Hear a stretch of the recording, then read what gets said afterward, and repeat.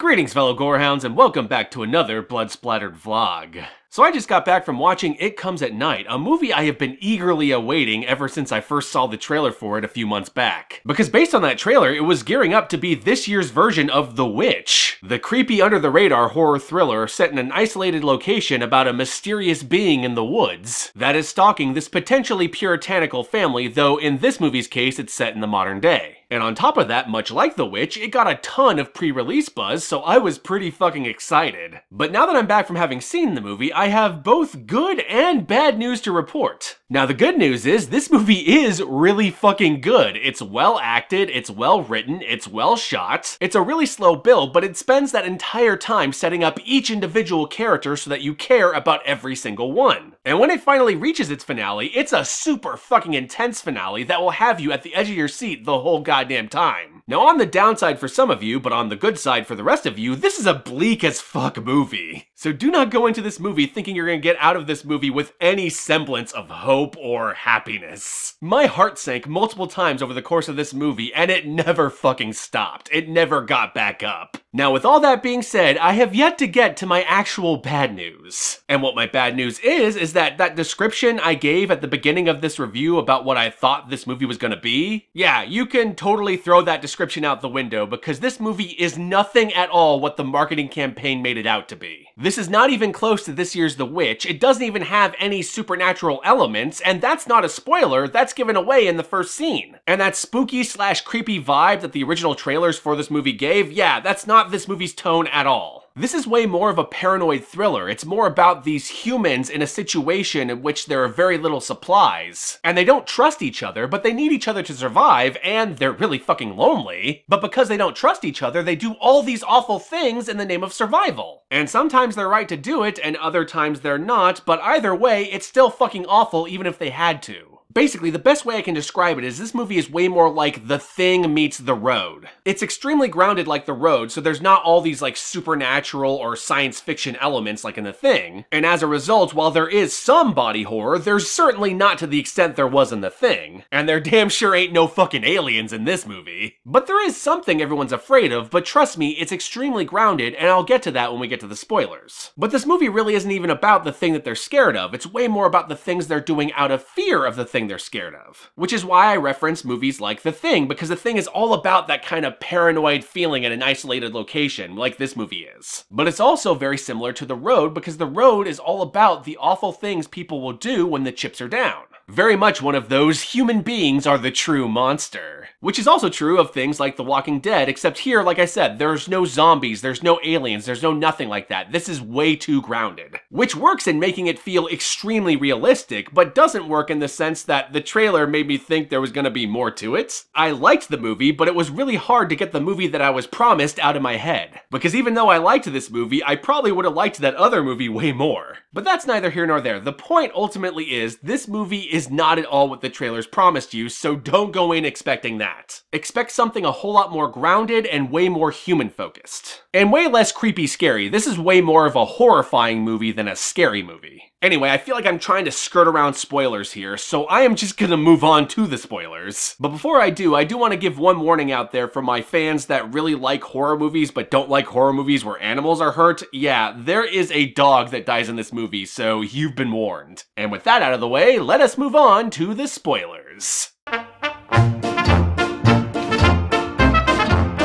Alrighty then, the first thing I want to say is that this movie is not about a monster. There is no it that comes at night. The title is completely misleading and I really don't like that. What this movie's actually about is it's actually a post-apocalyptic horror film in which a majority of the human race has been wiped out by a return of the bubonic plague. And in this movie, we're following a family who has decided to rough it out in the wilderness away from the rest of civilization. Which makes sense because that's where the plague is, and they want to stay as far away from the plague as humanly possible. And the way we learn about the plague is we watch as they have to put down and burn and bury their grandfather at the very beginning of the movie in the opening scene. So right away, this movie tells us there is no it that comes at night. That is completely a fabrication of the fucking title. And to be completely honest, I don't know what I would actually call this movie, but I do think it needs a better title than It Comes at Night. So we're introduced to this family. We have the father, who is basically the stoic, stern patriarch, but with a lot of empathy bubbling under the surface, and it's very obvious that he's the kind of person who used to be way more empathetic until he had to shed that for survival purposes. So you can definitely tell that over the course of this movie, everything that this man has to do in the name of survival just fucking kills him on the inside. And what's great about it is that none of that is conveyed through the words or the dialogue, it's all conveyed through the actor's performance. And he's fucking phenomenal, just like everyone else in this movie. We're also introduced to his 17-year-old son, who's being groomed by his father for survival. For instance, this is why he forces him to go with him when he kills and burns and buries their grandfather. It's definitely one of those, one day you're gonna have to do this to me, so I'm gonna show you how to do it by doing it to your grandfather. And in between these two characters is the mother, who hasn't quite given up her empathy yet, but is on the path to. So you basically have these three stages of survival. You have the son, who is completely and utterly empathetic and still kind of learning. You have the mom, who is still holding on to her last bits of empathy, and then the father, who has completely given up on it. And of course the grandfather, who is now fucking dead. So anyway, shortly after killing their grandfather, their house is broken into in the middle of the night. And the guy who broke into their house, they end up knocking out and tying to a tree outside. And we find out the reason they do this is because basically they have to wait a day to make sure that he doesn't have the plague before they can go touch him or communicate with him, because they might get infected too.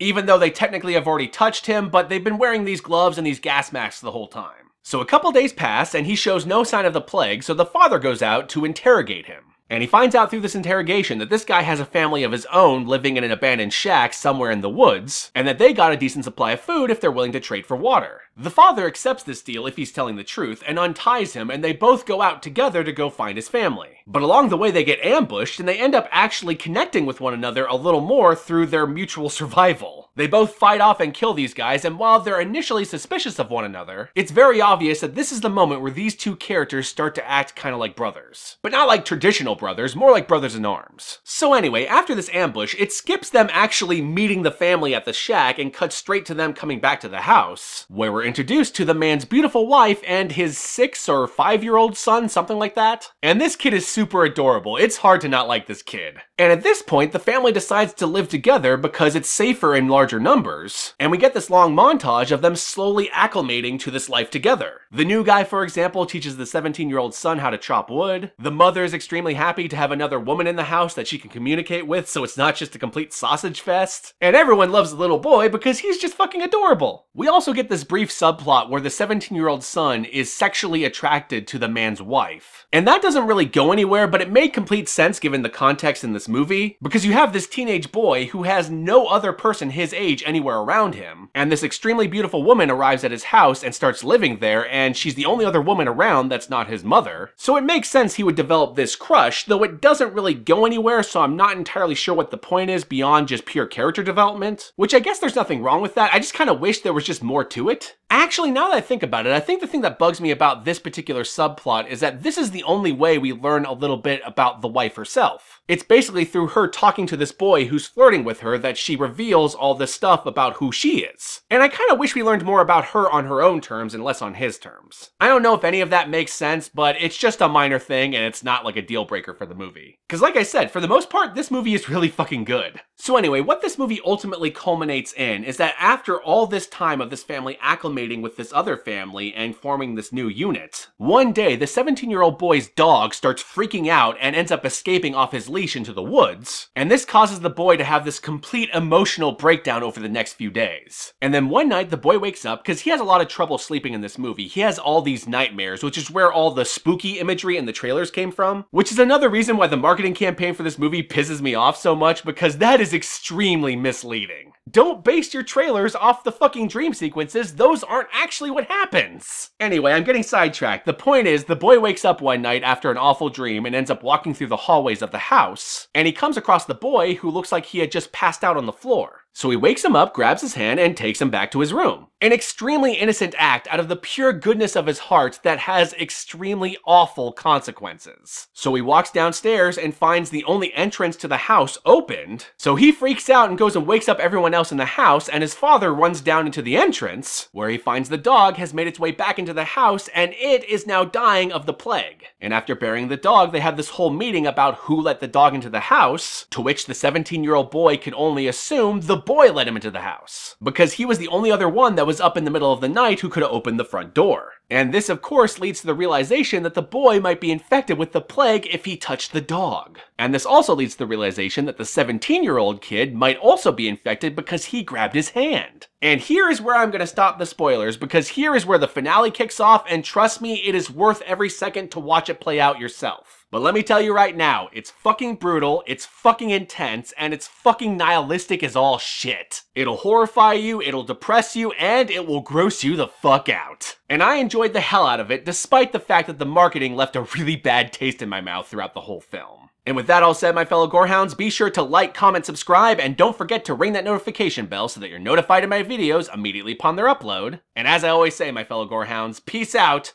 and I'll catch y'all later.